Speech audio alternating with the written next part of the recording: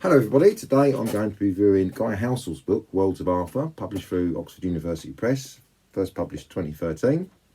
And this comes from the more sceptical side of the subject, but nonetheless, highly recommend it. Fantastic book.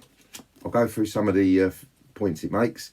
So it covers the traditional story, talks about some of the sources, has quite a bit on Geoffrey of Monmouth. There's quite a lot on the archaeology of post-Roman Britain. But a large focus of the book is on the arguments between continuity and collapse, the nature of the migration, was there a mass movement against was there an elite takeover, and that part of the book I think is very, very good. I will show you one particular map which I thought was very, very interesting, which is slightly different from some of the other theories. He does propose in one part of the book that the expansion occurred from sort of military sites down the centre of the country. Kind of follows a comment in Bede, which says after the initial settlement they were placed in our midst rather than the east, which is what Gilda says. So there's a very, very interesting conversations to be had there.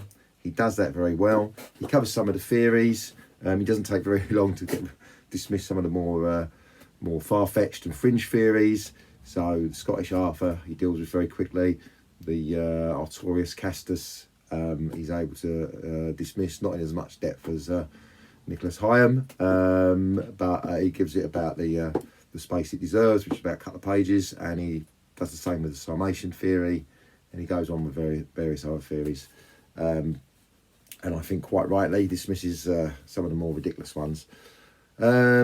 He finds that the quest in the literary sources is what he describes fruitless, and unfortunately that's probably true. They've been poured over by many, many different writers, academics, historic experts, as well as lots of amateur writers like myself.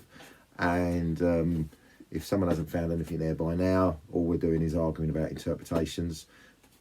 I personally hold out hope that one day someone will find something in the back of an old manuscript somewhere, or hiding in the Vatican. There might be something, some old charter or marriage proposal, and we may well dig up something in archaeology that may shed some light, some old stone hidden in the foundation of a church or something that's been used.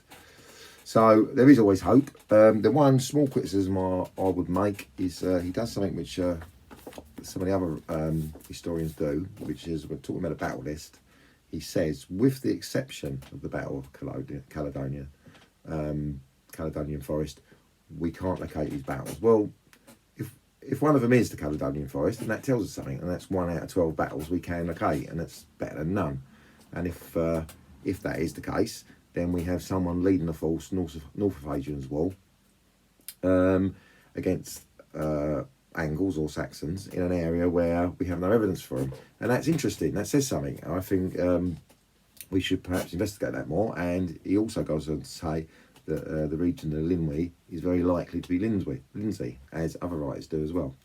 Now, if that's true, there's 4 battles, so that's 5. Now we've got 5 out of 12, and if Kenneth Jackson is correct and Urbi Legionis is Chester, as it's very likely to be, then that's 6 out of 12.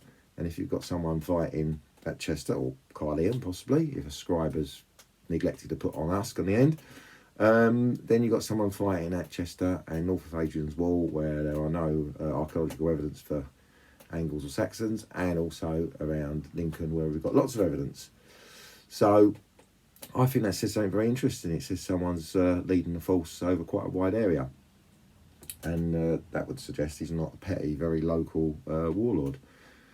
So I wouldn't be quite so sceptical or sort of throw my hands up and say it's all hopeless, we're never going to find any evidence. But nevertheless, whatever your view is, you should be reading books that go against your view as well. And this is very well written, very readable.